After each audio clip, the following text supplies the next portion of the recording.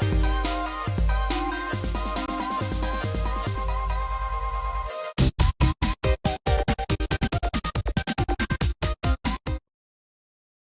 everybody, and welcome to our early comics preview video. I'm Andy, I'm Matt. and we're here with Infinity Flux Comics out of Chattanooga, Tennessee. And this is our video. We're going to go over 20 of the biggest books that are releasing this week, showing you some of their variants, just a bunch of cool stuff. And this is a really good week. You Oh can see yeah. with the book starting off here, Yeah. some really heavy hitters. So I'm very excited. Let's get started. I know you've got a very big one to begin with. Yeah, so we're going to start with Wonder Woman #1. This is the new book from Tom King with art by Daniel Sampere, starting a whole new run of Wonder Woman under the Dawn of DC banner.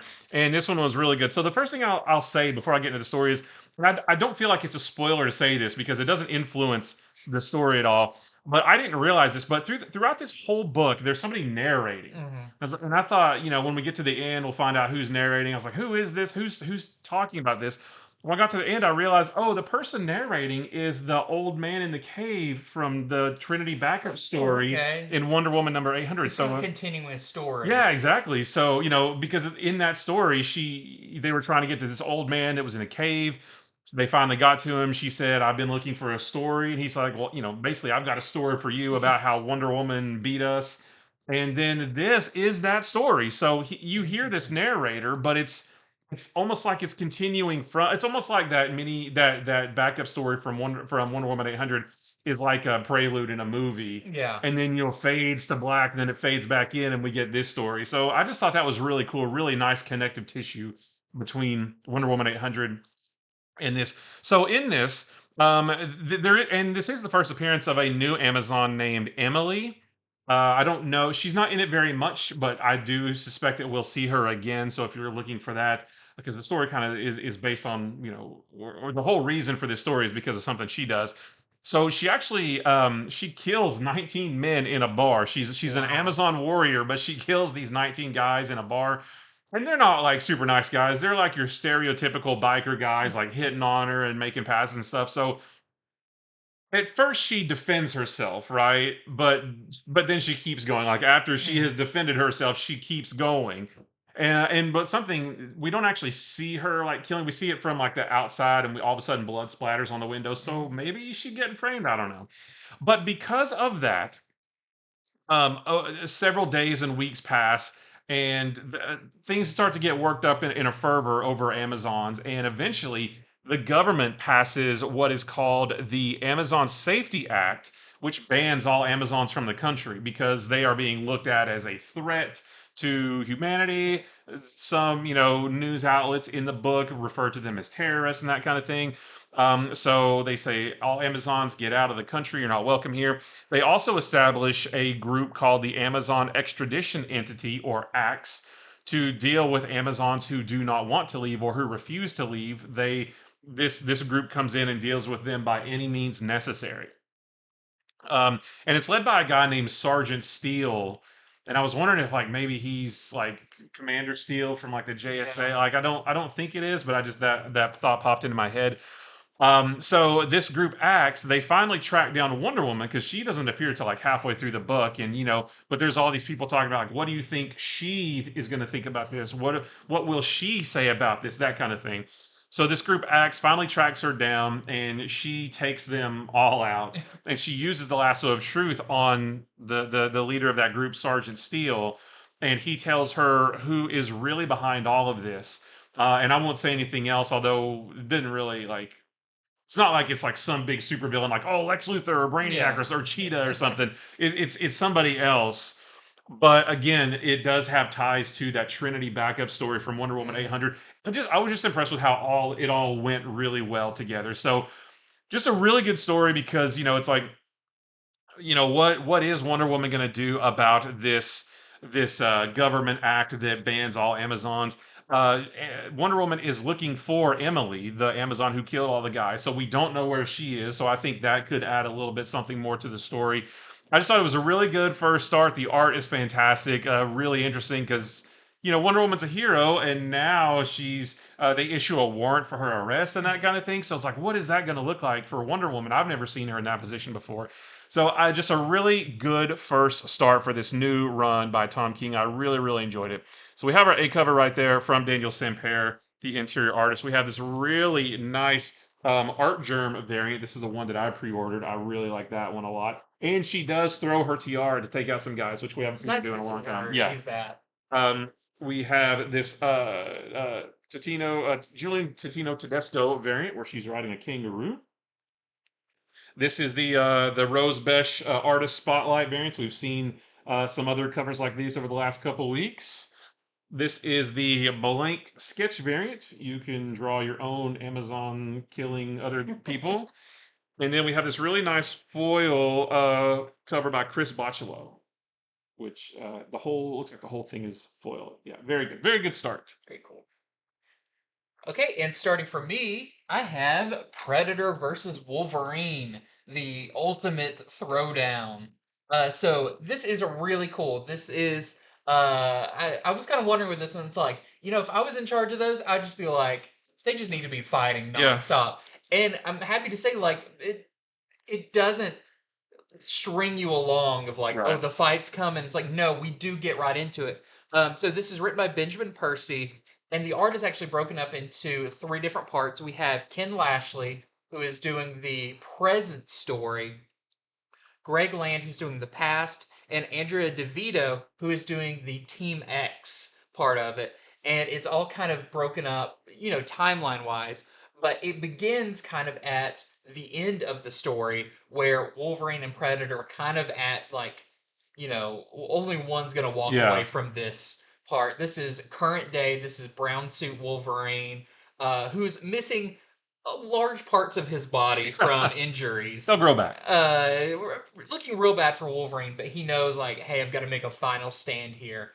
And the Predator kind of reveals itself as being like, it wants you to see it before it kills you. Like this is, it knows this is their final showdown too. Well, we jump back to actually 1900 in Alaska, where Logan, I guess I'm not sure when he adopts the name Logan, or is he I don't know. James Howlett at that point? Yeah. I'm not 100% sure, but he's never referred to by name. But he's younger looking, he's got the bone claws, and he's living in a cave with a bear because he's not really afraid of anything.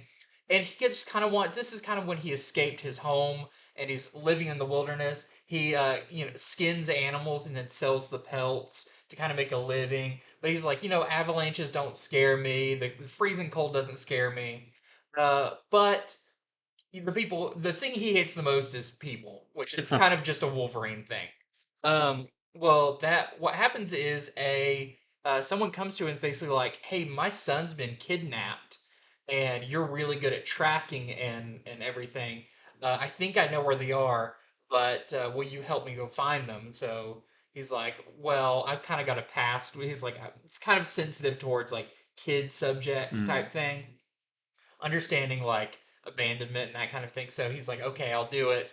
But what happens when they're out on the road and they run into a bunch of skinned things hanging from the trees? Well, Ooh. there is We've seen that somebody before. looking for them. So what's really cool is you actually do see the fight with Predator. I'm not going to give away the whole story in the past because it's really cool too. But Wolverine does think that he doesn't know what it is he's fighting, but he does think, I kind of dealt with that. But he comes to realize throughout his life that this thing keeps popping back up, including the time he's in Team X, which is like him and Maverick and Sabretooth, when they're kind of like an elite squad in the jungles. They run into the Predator again. And this is telling kind of the overarching story of Wolverine's lifelong battle with the Predator. I think it's really cool. The art is really good. Each of the parts feels distinctly different but connected, and it kind of looks like this is the same Predator that's hunting him this entire time. So I thought this was really fun, really cool. It was exactly what I wanted, which it does have a story. It's not just all out fighting, but there's plenty of Wolverine versus Predator. Hopefully going to be in every issue. So this is our A cover for that. And we don't see him as a Weapon X in this, that time frame, but who knows, we may, because we don't know how many times he's encountered the Predator. Yeah. So that is our A cover. We have this McNiven variant. This is, of course, our Peach Momoko variant. And I'll show these at the same time. These are Macone variants. The green one is the one I pre-ordered. I think Yeah, that's just with super classic. I guess they could be facing off. Yeah, I love those. Yeah. So very cool ones there. We've also got Scotty Young variant. Those are always great. Yeah. No word balloons though on that one. They don't need words. That's They right. just need to fight. We have the Segovia variant. Then we have a couple of incentives. We have this 1 in 25 Malieve variant that we're selling for $18. And we have this 1 in 50 Inyuk Lee variant that we're selling for 35. And that is a good time to remind you that you can head over to infinityflux.net where these books are actually on there right now, even these variants I just showed. It's first come, first serve, but you can go on there and buy them right now. And while you're there, go ahead and subscribe to a series or two and become one of our lovely customers. Everything that you pre-order, you get 10% off of. And we also are currently have a code. So you can use the code I love Flux at checkout and get 10% off your first order. And that does, you can use that and your other 10% off you get Yep. for double the fun. Double your savings, double your fun, right? Double mint gum. So, yeah. But Wolverine versus Predator, highly recommend. Very cool. Well, I've got another one for Marvel, another #1. This is Captain America #1. So this is the new run of Captain America, written by J. Michael Straczynski, with art by Jesus Saiz. And this issue it talks a lot about the beginnings of things. It's really focused on that. We get to see a lot of moments of Steve when he was still young, still a kid. Obviously way before he became Captain America. So, it's interspersed like present day stuff and then like young Steve stuff, and it goes back and forth. But in the present day, the building that he lives in, the owners of that building are going to sell it because they, partly because trouble tends to show up there because Captain America lives there, but they're going to kick out Steve. They're going to kick out everybody else who lives there. So Steve actually ends up buying the building himself and becoming the new owner, the new landlord, and he instantly starts to fix up things. He has to have quite a bit of money over time because, like, Yeah, he's had a long time to save. right. Yeah, he actually it does show that he reaches out to Tony Stark and says, "I need to take a loan against my Avengers salary," that kind of thing. So he makes it happen. He also meets a man named Sung Kim, who is a contractor, but whose family is down on their luck, like they're living out of his contractor van.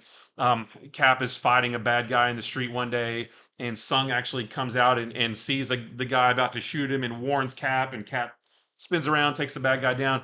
And because of his heroism and because he's the guy that, he's a contractor, knows how to do this stuff, Cap hires him to help with the renovations. So adding to his supporting cast, so that's pretty cool. Um, so as I was reading this book, I was like, it was really good, but I was kind of wondering, like, where's the story going? Like, what is the story about? Mhm. Then you get about 3/4 of the way to through the book, and it jumps back about 2 years, and we meet this old billionaire whose name is Travis Lane, and he hired this guide to take him through the jungles of some forest somewhere. He is looking for a being named Asmodee the Undying, who that being actually inhabits one body after another, so he'll jump from body to body and in as needed. Um, well, Asmodee inhabits Travis's body and kind of turns him young again. So now he's like this youngish billionaire guy. And so then Travis goes and tracks down this former AIM operative named Ariana Walters. She used to be like one of the brightest AIM like techs, like Mhm. good with data and all that kind of stuff. So he reaches out to her and says that he has a proposal for how to change the world in his vision, but while still giving the illusion of free choice. It's like, oh, we're gonna all the events are gonna happen the way that we want it to happen, but we can still make it look like everybody, Yeah. like people are, make it still look like it's a democracy, that kind of thing. And she says, absolutely not. No, I don't want any part of that. He says, give me 5 minutes. And then we don't see what he tells her, but the next panel jumps. It's just, 5 minutes later. She says, "I'm in. Tell me what you need. Tell me what your plans are." So we don't know what he said in that 5 minutes, but he had her hook, line, and sinker. So I do think that whatever his plan is going to have ties to Steve's past, because at the very, in the back of the book, it shows a little preview for issue number 2, and it says, while Captain America is helping Spider-Man do this thing, Travis is pulling together some of Cap's rogues gallery, and there's going to be something tied to his past. And plus, the very last page of the book is also kind of interesting too, but I won't say what it is. So just another really good start to Captain America. I really, like I said, I was a little bit confused at first, but then once we get to that part, near the end with Asmodee, the Undying, and this billionaire guy who has all these plans for the country or maybe the world, I was sold. So a really really good start to a new run of Captain America. So that is our A cover by Jesus Saiz, who's the interior artist. We have a bunch of variants too. We have the George Perez variant. Have the Gary Frank variant. This is the one that you like. Yep. Just Just very like a day in the life of. yeah, and that's he's we see him working on the building, trying to fix it up in this issue. This is the Oliver Coipel variant. This is the Michael Cho. Is this the See the like the 60? I thought it was like a 60th anniversary, but just a cool Michael Cho cover there. We have our Junior John Romita Jr. cover. This is the Humberto Ramos cover. And then the one that I pre-ordered, I think is super awesome, the Carrie Andrews foil variant. Now this whole thing does look like it's foil. Marvel lately has been doing very tastefully foil covers, like only making certain things, but that one is all foil and it looks awesome. very cool. Glad there's a new Captain America series to jump onto. Yeah, It's because they've been kind of in their that long story they had for a while. So yeah, it's nice yeah. That lasted for a good couple of years, yeah. but now it's a whole fresh start. So next up, I've got Superman #6. This is the beginning of a new story arc, and we've got a new artist jumping on for this story arc with Gleb Milkanov. But it's still written by Joshua Williamson, and it's called The Chain. So this is really interesting. If you remember back before Night Terrors, what happened? What was the last thing that happened? Lex Luthor got attacked in his prison That's cell. right. Where I was like, "There's no way he survives this." We don't quite know, but do know that he is being rushed to the hospital. Even the people working on him are like, "Do we really? It's Lex Luthor. Like he's not good. Do Right. we need to?" And they're like, "Yeah, we have to help him." But so it kind of puts Lex Luthor out of commission from Superman being able to reach out to him. But before all this, someone mentioned because Superman knows that Lex has to be up to something, and someone mentioned about you need to ask Lex Luthor about what is the chain. Has something to do with his past, and now Superman 1 can't go to Lex Luthor and ask him about it, but he's, trying to do all this research and everything.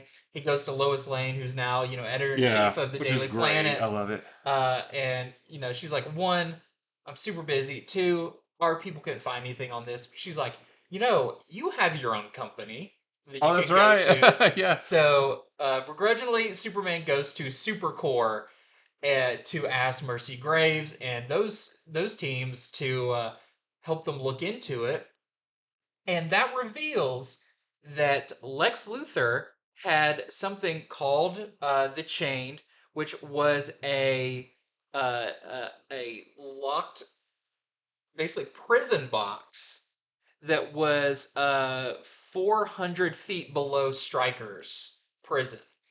But what is in there? Of course, Superman, not knowing that this was Lex Luthor's thing, he thinks there could be a chance that there's an innocent person in there because Mercy says like, yeah, it shows that like this person is still alive down there Oh for all yeah. this time, but it is a complete like deprivation.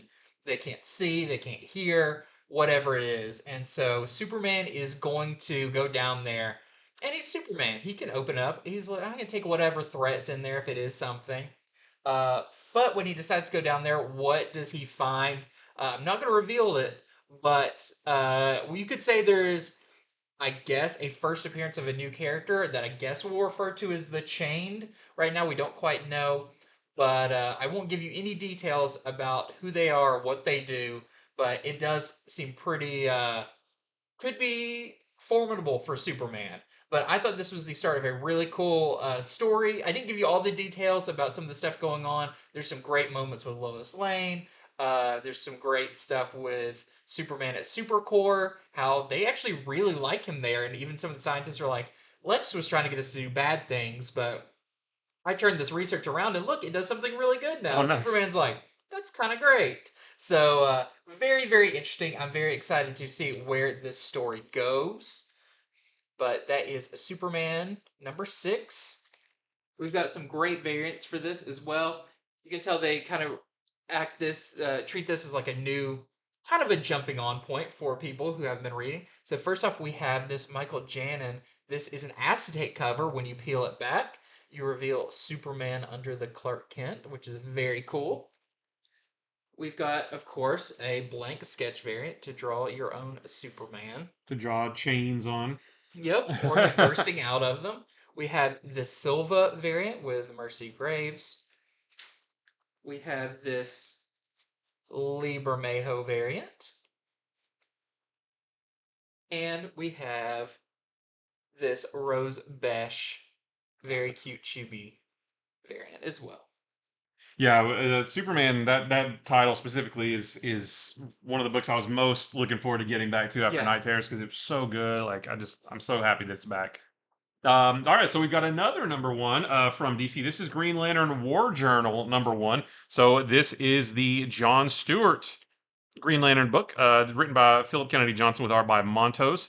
So at the beginning of this one, there's this space station out in space, obviously, but it gets Well, destroyed by what looks like this like purple light, and it rips up the station. Everybody in it dies, pretty much. But there's an astronaut on the outside doing some repairs, like floating around, tethered to the station, but she sees what looks like a purple ring. And I thought, oh, is this like a Violet Lantern ring or but I don't know. Like I'm not convinced that it's an actually like a colored lantern ring, mhm. but it is a purple glowing ring. And she puts it on, and then it kind of like melts her flesh away, and she Ugh. becomes like this sort of like glowing purple skeleton, kind of like floating in space, kind of thing. So while all that's happening, John Stewart is on Earth and he's trying to reintegrate himself back into his old life. He's staying in his mom's house, trying to fix things up, just trying to figure out because he's not part of the Green Lantern Corps anymore. But you can tell like there's a couple of like scenes where he's digging a hole in the yard or whatever, but then he like thinks about being up in the air flying with jets and stuff like that. So you can tell he's kind of missing it, but he's trying to figure out what his next phase in life is. Um, One night, a another Green Lantern shows up and says that he's under arrest for possession of a Green Lantern ring, even though he's not part of the Green Lantern Corps and thus he's not authorized to have it. That kind of thing. Well, John Stewart no longer he still has Green Lantern powers, but he no longer has the ring, Mhm. and he's like, I know that you're not a real Green Lantern because if you were, you would know that I don't have a ring anymore, and also you wouldn't give up so quickly after I beat the crap out of you because he handles them pretty easily. So he's basically like a kind of like a Wish.com version of a Green Lantern that works for the United Planets, not the official Green Lantern Corps, that kind of thing. So he deals with all that. Back in space, this other lantern from another universe appears pretty much out of nowhere. His name is Lantern Shepherd. And I think maybe he's like tracking the energy signature of whatever that purple light was in space that destroyed the space station. So he enters the space station and has to start fighting the crew that was there, who are now kind of like zombified versions of the crew, I guess. And he refers to them as the Radiant Dead. And he says that the only way to kill them is to kill their Radiant Queen, but she may already be on Earth. Mm. And he says, I'm going to need John Stewart's help to deal with this because I think in the backup stories in the other Green Lantern book, we've seen some of this where Lantern Shepherd on his own world is fighting alongside the John Stewart of his world, and he's like super powerful, like glowing green and all this stuff. It's So kind of like Ion, kind of, but yeah, kind of. So green energy. yeah, so now Lantern Shepherd is on Earth. What do they call it? Like Earth Zero, Earth Prime, whatever. And now he's going to need that Earth's John Stewart to help out to deal with this, with these Radiant Dead, Radiant Queen, and all that threat. So just another really strong start to another really good Green Lantern book. Of course, we have the Hal Jordan book, which we're both loving too. So now we have another good one. So we have our A cover right there. We got some cool variants. This is the Dave Wilkins. Very John Stewart looking all swole there. It's very big.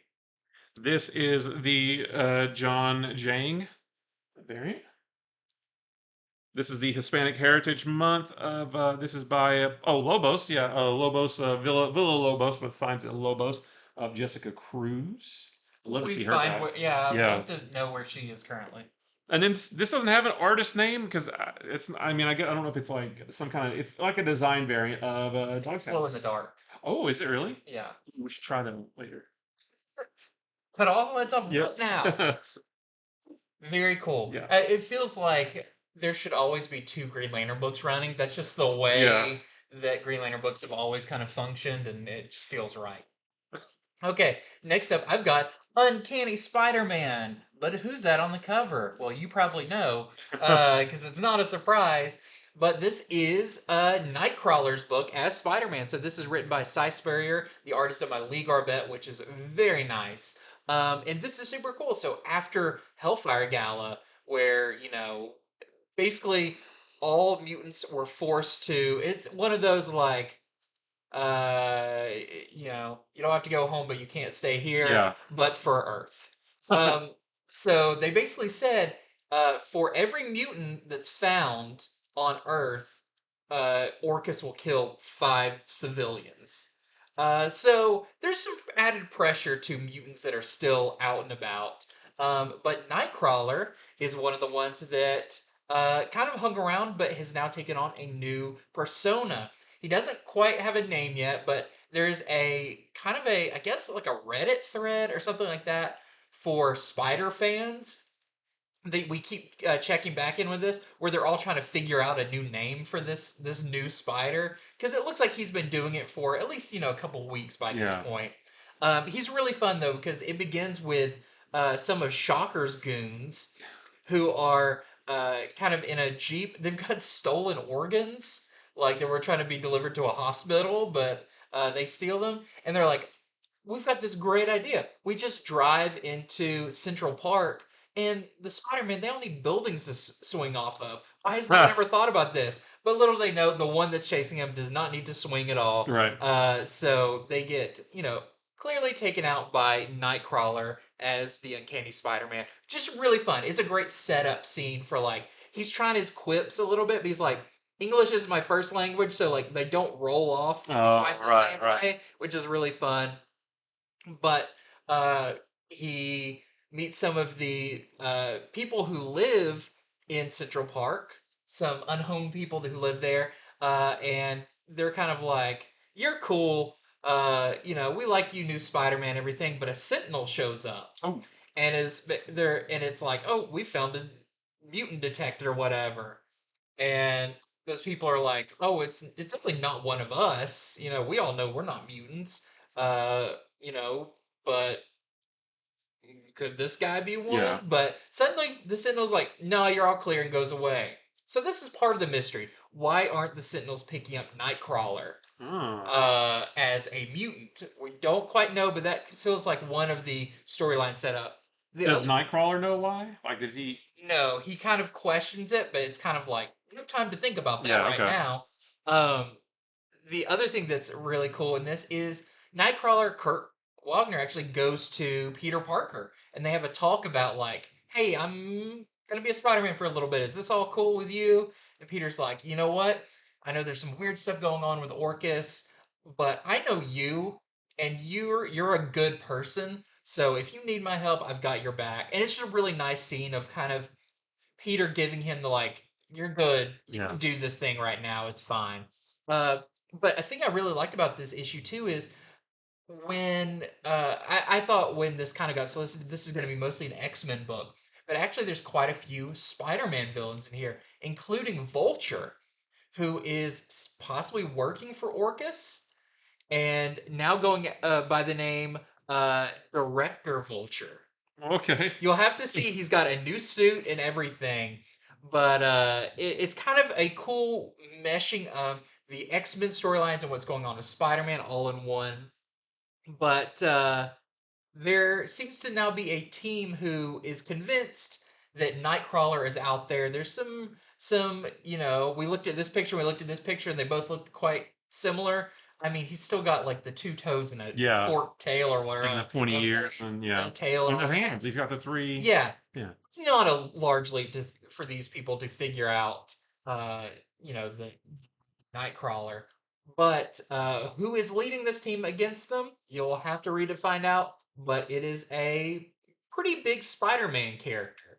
But I won't tell you who it is. This is really cool meshing of the Spider universe and the X-Men universe. And I really like Nightcrawler as this Oh yeah. Spider character. I could see this being a thing even after all this ends. Like if you wanted to take up this mantle for a little while, just like we have Superior Spider-Man, it'd be awesome to have an Uncanny Spider-Man Yeah. series for a little while because he definitely fits the quips and the attitude of, and plus he can already stick to walls. True. He can already do all the things. Does he have web shooters? No, but Okay. he doesn't need them. Right. But he does hang upside down by his tail. Very cool. Which is very Spider-Man Very feeling. cool. But just a really cool issue. And if anything, like, look how cool that like, we better get a Marvel Legends Yeah. of this version. I think it is awesome. So How about a costume in the new Spider-Man 2 game coming out next month? that would be That'd pretty be really cool. Yeah, but then I would want to like bounce. Oh yeah, you're everywhere. right. Yeah. I didn't think about that. But that is our A cover. We have our Barbette variant, which is your interior artist. We've got a Scotty Young variant. Love that. And we have this a 1 in 25 De La Rosa variant for $25. And yes, Peter asked him the most important question. How do you fit your tail into the costume's little tail sleeve? Read it to find out. All right, asking the big questions. Yeah, that's the first thing that came to my mind is how did he get that in there? All right, so next is Rare Flavors #1. This is a new book from Boom, written by Ron V with art by Philippe Andrade. That's your team behind the Many Deaths of Layla Starr. Same, it has the same look and feel to it. So this is about a food connoisseur named Reuben Baksh or Baksh. He meets a young man named Mo. Mo is like a amateur filmmaker. So Reuben reaches out to Mo because he wants to make a documentary about him going around and visiting different places and trying different foods. Very, very Anthony Bourdain like. Like that's what Reuben wants to do. Well, Mo is very, very resistant to this. He's adamant. No, I don't want any part of this. No, no way. Reuben tells him a story about a man who ran a tea cart to try to persuade him, and Mo is like, absolutely not.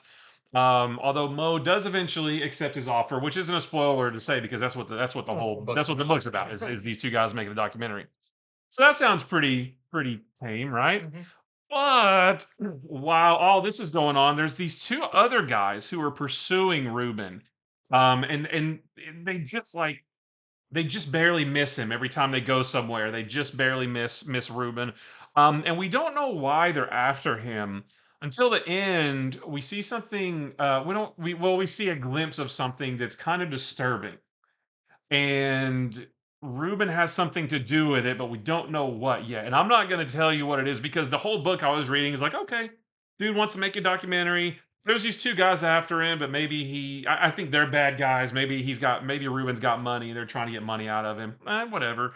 Read, and then flip the page like, oh, is Reuben responsible for that? And if so, what is going on? Like, I it was feel just from the solicitation, there may have been a hint of maybe some supernatural stuff. well, involved. maybe, yeah, Okay. maybe. But we don't really know for sure in this one. So it's lots of questions, but there's more to it than just a guy who wants to make a documentary about himself eating food at different places. So still really intriguing though. I definitely want to see because it was weird. Like I definitely want to see what's going on. But yeah, a cool first issue of Rare Flavors. So that's our A cover right there. We have this really cool foil variant I didn't get the artist name on this one, unfortunately. But yeah, really cool all foil. And then we have this really nice one per store Andrade variant that we were selling for $30. Oh, that's like just like the Virgin Yeah. variant. I didn't realize that. Yeah, It looks so familiar. yeah. Okay, next up, I've got a new Star Wars #1. This is Star Wars Dark Droids D Squad #1. This is really fun. It spins out of the last issue of Dark Droids, where C3PO jettisoned R2 out to space. C3PO is corrupted by this Dark Droid scourge that is spreading throughout all the droids. This is, by the way, written by Mark Guggenheim, and the art is by Salva Espin. And it's really interesting because, let's say, about half the book is silent because it's R2 trying to navigate through space using whatever little gizmos he can Yep. pop out with. He can do some little thrusts. He can use his little arms a little bit. He bounces off some asteroids. Um, but eventually he does make it to a ship that he can get onto, which is piloted by I don't ever remember if they said if it's WAC 47 or WAC 47. He is a droid who was from Clone Wars. He was in his first appearance was the episode Secret Weapons, and then he was a pretty big character in Sunny Day in the Void, which is actually George Lucas's favorite episode of Clone Wars. Uh, and he's like a little pit droid, and so R2 sweet talks him, even though you can't really tell what he's saying. It's really funny. Uh, and basically, R2 takes over the ship because R2 wants to get back to C3PO to help him. But along the way, of course, he's going to run into some other droids, including Chopper, of course, from Rebels, and now Ahsoka, which the Chopper R2 banter in this, you can't even read it, but you know it's hot. Right. Like it is, they are not fans of each other, which is really fun. Um, but we see a bunch of different iconic droids too that you can see on the cover that he's putting together this D Squad, which is a team of droids back from Clone Wars. And even you see on the cover Triple Zero shows up, the very maniacal protocol droid that is teamed up with Dr. Aphra so many times. So seems like a really fun series. I believe it's 4 issues long, and this is definitely a setup to like what are they going to be doing? But the other big thing is the backup story in this is called the Book of Ajax, which, if you're reading the Dark Droid story, Ajax Sigma is kind of this sentient droid that has created almost a religion around sentient droids, where he wants them all to come to him because he doesn't think droids should be enslaved or anything. He thinks all droids should have their kind of sentience unlocked and they can live their own life. Well, we actually see the story of him back from the High Republic all the way through where he made kind of an appearance in the Han Solo and Chewbacca comic, up through the Star Wars Revelations one-shot issue, and then all the way leading to right before Dark Droids #1. So if you want some backstory on Ajax, this also has that. But it doesn't seem like every issue is going to have that because it pretty much wraps up that time frame. So I'm not sure if the future issues are going to have some backup stories in them or not. But for this one, I thought it was really cool. So that is Star Wars Dark Droids D Squad #1. And we've got some variants for this one as well. Of course, you got a John Tyler Christopher variant. Love those. So good. We have a Riley variant with R2 looking a little bit more comfortable than when he's just floating through space. And we have this Casanova's connecting variant. Very cool. I have got the next part of the Gotham War storyline. This is Catwoman number 57. This is part 3 of the Gotham War. So in this one's a little bit more calm and more tame than the last 2 parts have been. In this one, Catwoman plans a heist at a ballet, and she tells like part of her crew, you're gonna be inside stealing jewels. Another part of her crew, you guys are gonna be working the valet outside stealing cars, that kind of thing. And Jason, Valley you never wanted. I know, right? And Jason Todd actually comes to help her, and he works the valet outside with those guys, and they're stealing cars left and right. Batman actually learns about this heist from the Riddler, which I thought was pretty interesting. Riddler's only on a page or two, but he gives Batman a little riddle about, Catwoman's planning a heist, and he gives him a riddle. It might be here or it might be there, and Batman figures out where it is. So Batman shows up at the ballet to stop the heist, but Jason's there, Jason Todd. So he runs interference. So Batman and Red Hood start fighting while the rest of the heist is going on. Batman actually uh, takes out Jason and like sticks it with something and makes it and knocks him out. And when he comes to later, Jason said, "Bruce, what did you do?" And Batman says, "Something I'm not proud of." And I Hmm. think we're going to see more of that in that Red Hood two-part miniseries that Yeah. comes out in another couple, or actually, I think it's the next thing that comes out, maybe next week. Hmm. So there's more to come with it's almost like a subplot with the Red Hood, and there's more to come with that. Um, so while all that's going on, we learn kind of that there is somebody in Catwoman's crew who is not who they say they are, and they are not who Catwoman thought they were. And I don't know how that's going to affect this Gotham War storyline, but it was really, really interesting. It's like, whoa, I didn't see that coming from a mile away. Like, it's this person that we've known for a while is somebody else. And so, what does that mean for Catwoman or for Batman or for the rest of the storyline? I have no idea, but I was really interested. So, yeah, I won't say who it is, but it was really cool. So, just another really solid part in the Gotham War. I've been enjoying this a whole bunch, and this one was really good as well. So, we have our A cover right there. We've got a few variants. This is the Terso Cons variant. Catwoman just being super innocent, right? She didn't do anything. This is the Sway variant. I like the color scheme on that one. And then we have our Joe Quesada connecting variant as well. Bunch of flying cats. Yep. All right. Oh, they are. Hopefully, they all land on their feet. That's right. I'm sure they will. That's what cats do. Next up, I've got Titans #3. Now we're returning to Titans after Night Terrors, and I kind of had to refresh myself what happened before. But Brother Blood has now become Brother Eternity and turned Ooh. over a new leaf. And in the last issue, we learned that Garth Aqualad, Tempest, is all for it and has joined this new church. But of course, the Titans think this is no good. This is clearly the front for something that is kind of revealed in this when Beast Boy and Nightwing sneak into one of their churches and realize they're about to do a human sacrifice. Oh. And there's all this stuff going on. But come to find out, Brother Eternity, who is also tied up there, says, these are people who did not make the transition well, but trust me, we're not into this. Very interesting storyline going on where seems like the Titans can't find anything wrong with this new group that has popped up. But maybe Wally West finds something that will change their minds. But really great issue of Titans. Glad to be back with it. A lot of really interesting developments in this one, and some. It does a good job of even when you're reading, you're like, it doesn't seem like they're doing anything bad. Like, what's the Yeah. big deal? So, but of course, there's going to be a big deal. So that is Titans #3. Definitely check it out.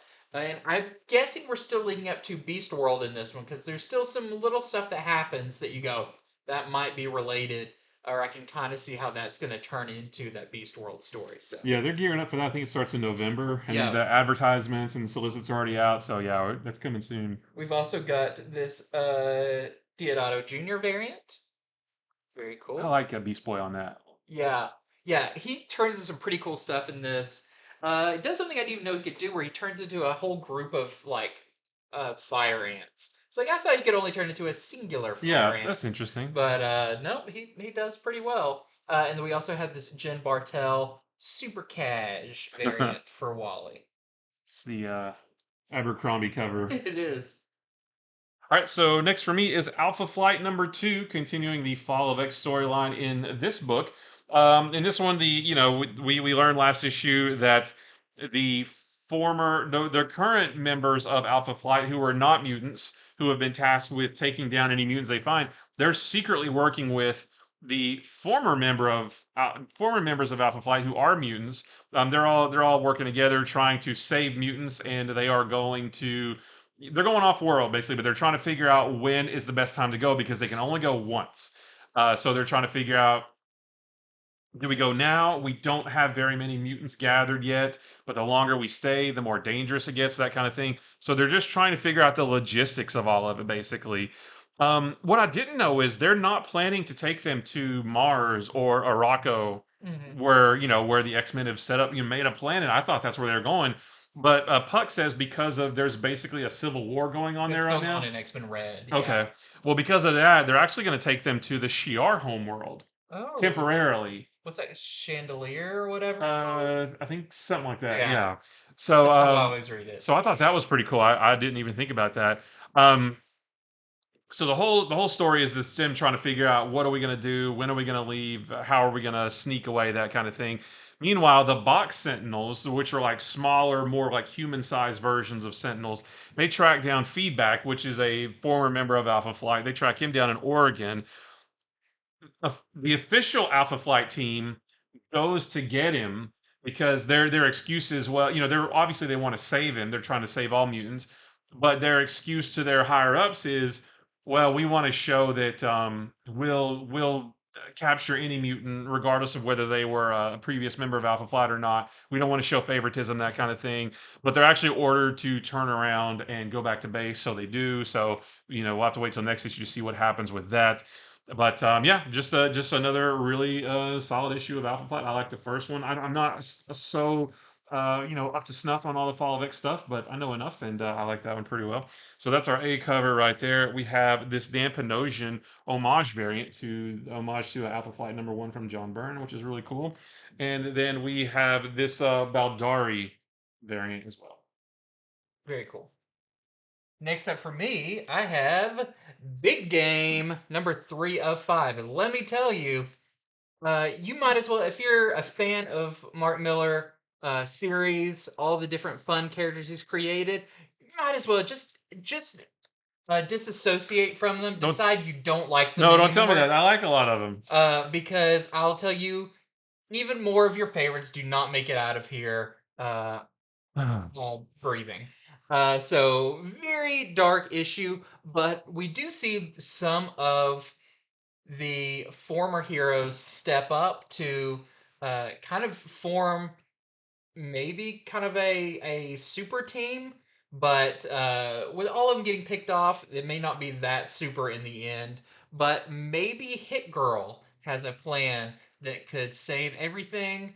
But the way this is going, I would be surprised if page one, the next one, she's gone too. Yeah. That's just how it goes. But that is Big Game #3. So if you're enjoying it, if you're that kind of masochist, I'm enjoying it, but Yeah, I every like it. issue is very hard. Yeah. It's very taxing on your emotions. So that is issue #3 of Big Game, and just the one cover I have for this one. Oh, nice.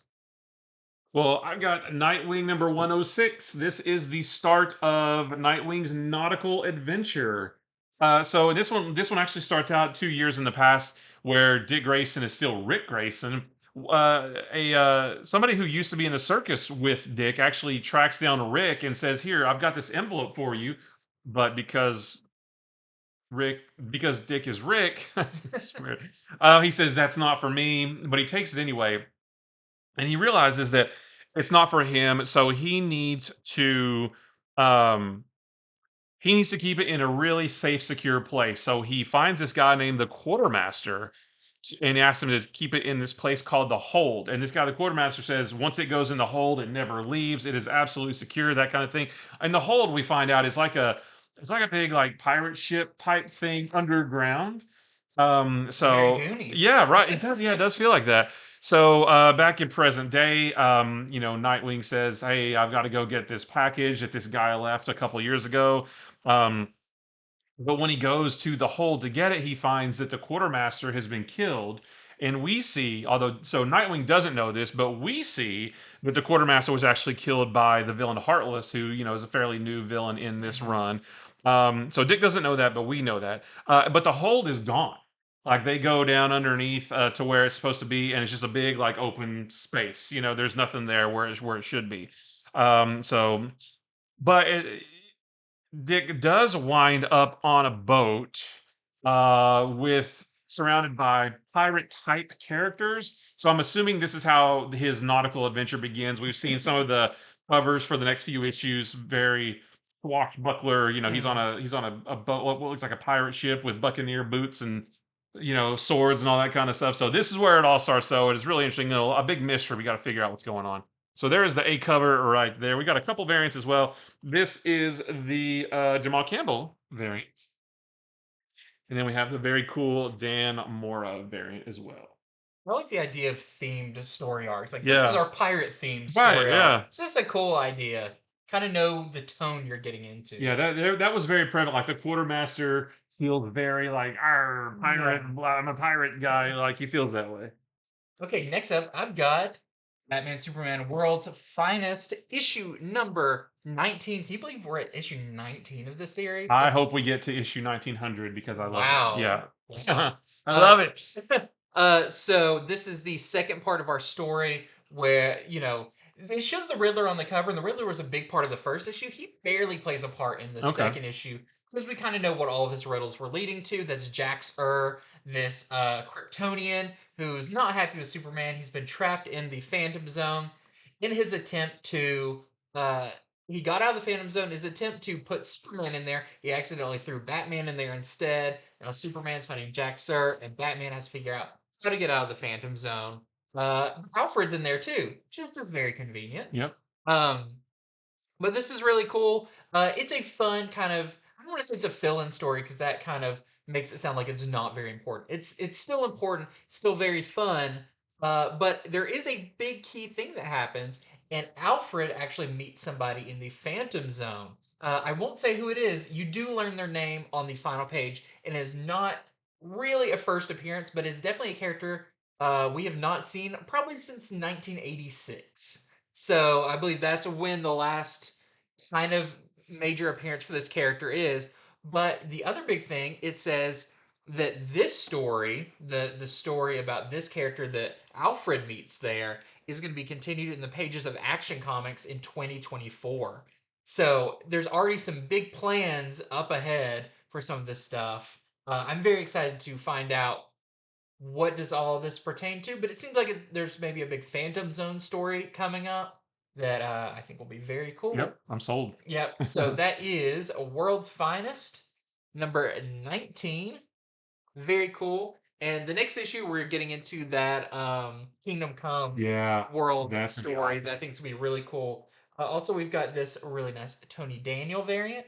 This is also the tale of the first meeting between Batman and Superman. And there's a great moment at the end where the two are kind of like, Batman's like, I don't really trust people, but you seem all right. It's a really nice moment. And then, of course, the variant that everybody's going to be wanting. This is the Dan Mora, Nicolas Cage as Superman with Batman's Gauntlets variant. So very That is cool. so bizarre but It's awesome. so Like I bizarre, don't. but very fitting for the man who was supposed to play Mhm. Superman. Give us that comic, Right. Superman Yep. 1990, whatever it was going to come out. Uh, Superman Lives. Give us that. Yeah, absolutely. All right. So next for me is what if Dark What's Carnage? dark? Yeah, what if Dark? No, what if Dark Carnage number one. So the only thing about this one is all the other ones have been very like, what if is like what if this one thing that happened in the main comics happened differently and it spins off in this whole other thing. This one I couldn't really figure out like what the original thing was. To me, this was just like a Carnage story. But in this one, Carnage is in Ravencroft. He escapes, but he escapes downward basically, and he finds an ancient tree under like deep underneath Ravencroft that actually contains the remains of his ancestor named Cortland Cassidy. There's time travel. There's a time travel aspect to this story. Dormammu is in this and actually turns Cortland into his own version of Carnage. It actually kind of looks like it has like the swirly like null thing on it Oh as yeah. well. So there's some Carnage on Carnage action like in the past. Like it's a whole hodgepodge Carnage, if you will. But yeah, still pretty interesting. So there is our A cover right there featuring Cletus and Cortland in the Eyes of Carnage. And we have this really cool Amazing Spider-Man 361 homage variant as well from Nick Bradshaw Nick did this Bradshaw, one. yeah. Yeah. Very cool. And getting to a book I really enjoy. This is a Dark X-Men. Not that I didn't enjoy the other one. It's not like, oh, finally one I can Right. enjoy. But no, I really like this one. I really like the first issue, and that continues. This is Dark X-Men #2. This is really cool. So it's kind of a uh, now that all of this stuff is going on with the Fall of X, Madeline Pryor has decided to put together her own team of X-Men to help people, to help other mutants. But of course, her Rolodex is full of maybe not the most pleasant mutants. But you do have characters like Gambit in there. You've got some. Maggot is a big character in here, which is he's really fun in this. But their last mission did not go so well. One of their team members was Archangel, who died previously. Havoc got horribly injured, and Archangel they pretty much had to leave behind, which does not make a lot of the team members happy because they think you should have saved everyone. Madeline was like, I couldn't. I had Havoc. We had to get out of there. So she's working some dark magic to save Havoc. Um, but basically, like, hey, we still have all these missions to do. Let's split up into two teams. The girl they saved in the first issue was actually Gimmick back from the Children of the Atom storyline, which was really interesting. Who is now she is taking on a new name. She's now known as Faint, and Mm. she has a new costume, which is really cool. But the two teams are gonna split up, go on two separate missions. One involving rescuing another mutant, another one helping the Morlocks, which is very cool to see. But in the background, Orcus, of course, is uh, has something very dark and very close to Madeline Pryor in the works that it seems like they are about to unleash on these Dark X-Men. So really fun issue. I really enjoyed it. All the team interaction is really fun, and just I really like the kind of group of characters they have for this one. So we've got some variants for this. Of course, we've got the La Roca variant. We've got this. I saw people talking about this one online. I really like this one. This is the Lee variant, but she does have a pretty long neck. Oh, yeah. But I think this is a really cool one. And this really nice Villalobos variant. This is a 1 in 25. We're selling for $25. I've got the next part of the Strange Academy, a three-part story that they've been telling. The first one guest star Miles Morales. This one is guest starring Moon Knight. So a quick public service announcement: if you're one to look at Key Collector for first appearances, Key Collector says that this is the first appearance of a villain named Equation. That is completely wrong.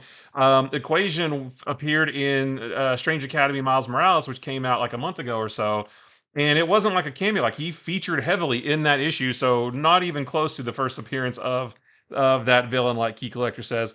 But in this one, Equation uses Shaylee and Doyle as pawns to trap Moon Knight because he needs to use the Eyes of Khonshu in order to break into the Sanctum Sanctorum to get something that is going to help him rid the world of magic because he's a shoot, I can't remember what they call it. Magic.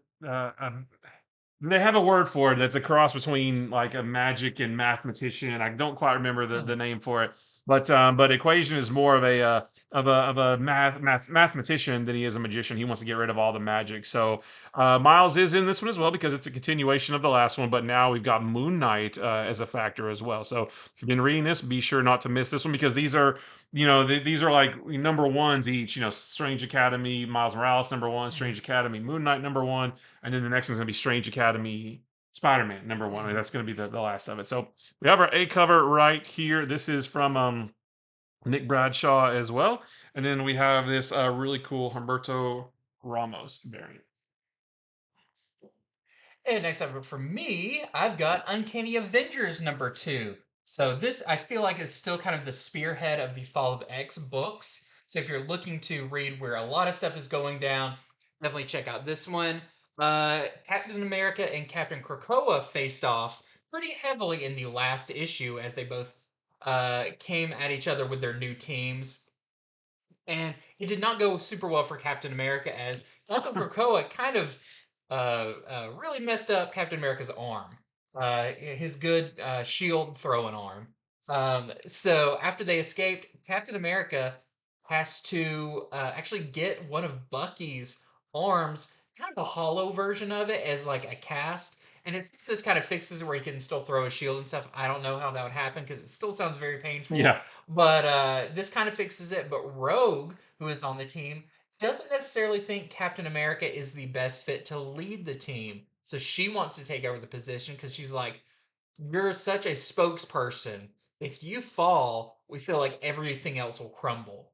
But Captain America, of course, in his very Captain America way, is basically like, if I fall, I hope I have inspired people to step up in my place. But it does seem like there's some rockiness on the team. There's also Captain Krakoa. We still don't know who he is, but he does reveal himself to one of his team members, uh, Andrea von Strucker, and she definitely recognizes him. We don't see him, but we see kind of her reaction to him, and it's still kind of building the mystery of who this is. I have a couple of ideas, but I feel like they're all going to be thrown out the window when we do finally find out who it is. But very interesting issue of Uncanny Avengers, which definitely pushes the plot forward on the Fall of X storyline. We've got some variants for this. We've got the Greg Land variant with Psylocke. We have the Icons variant with Penance. We also have this they call it the Avengers Beyond Earth's Mightiest, and this is Brian Hitch, definitely Ultimate, Yeah. the Ultimates on that one. And then we have this really nice. I imagine this one will not last long. This is a 1 in 25 Stegman variant. There we're selling for $30 with Savage Land Rogue. And then the last one for me is Death of the Venomverse #4. I believe this is the next to last issue of this miniseries. I think it's only 5 issues. And if you are a fan of all of the symbiote stuff in Marvel right now, all of just everything that's going on with Carnage and Venom and all that stuff, then this is the issue for you because this features Venoms and Carnages and anti-Venoms and anti-Carnages from all different Earths just slamming into each other basically. They're all just like button heads. In this one, all of the Venoms that Carnage has killed so far in this miniseries, they actually come back, and he has to fight them all at the same time. And I think, well, I think it explains why that happens. I'll leave that for you to read. But it is just a big old fight between, like I said, Venoms and Carnages, and anti this and anti that, and anti-carnageized versions of a Venom, something or other. Like it made me think of like if I had a whole bunch of Venom and Carnage action figures and I was just playing with them like this. That's what this issue is. So if you're into that, definitely be sure to check this out. This is our A cover right here. We've got a few variants for this one as I well. love this variant. Yeah, this is the Cheeks Saturday morning cartoon variant. Got the really cool Ryan Stegman, Yeah. Venom the Other. I can't believe, like, it feels like they've been doing these for months now. There's a lot of Venom characters to use. This is the Nomura design variant. That is Necroco. I don't remember. She was in Edge of the Venomverse, I Yeah. think. She was pretty cool. And then we have this 1 in 10 Delato Very connecting cool. variant that we're selling for $5. Very cool. Okay, next I actually have two left. Go through these real fast. First up, I have Amazing Spider-Man #34. This is the penultimate issue of this storyline where Oh, I didn't know that. It's okay. yeah, before we get into there's going to be a couple of issues done by Ed McGuinness again. Yeah, that's And right. then it's going to be Gang Gang War. War. I read the letters to the editor page. Okay. But this is really cool because, of course, Peter Parker has the sins of Norman Osborn in him, and this basically makes him want to get revenge on anyone who's wronged him. He's wearing his black suit again. Last issue, he buried alive Craven, Mm. which is part of this. Is you see what did Peter leave in the coffin with Craven? It is not pretty as Craven basically wrestles with like, is this where I'm gonna die? It is a very claustrophobic panels. Mhm. It's very dark. On the other hand, we have Spider-Man who is very systematically going through and doing things to. We see one in the beginning, uh, kind of get revenge against his villains, but also Norman Osborn calls Mary Jane and is basically like, "Hey, I know stuff has been going down with you and Paul and Peter. You maybe need to get out of town because he is not in control right now, and I think he's going to be coming for you." And so that's kind of the story, is jumping between all these different plots, and with this dark version of Spider-Man coming for them.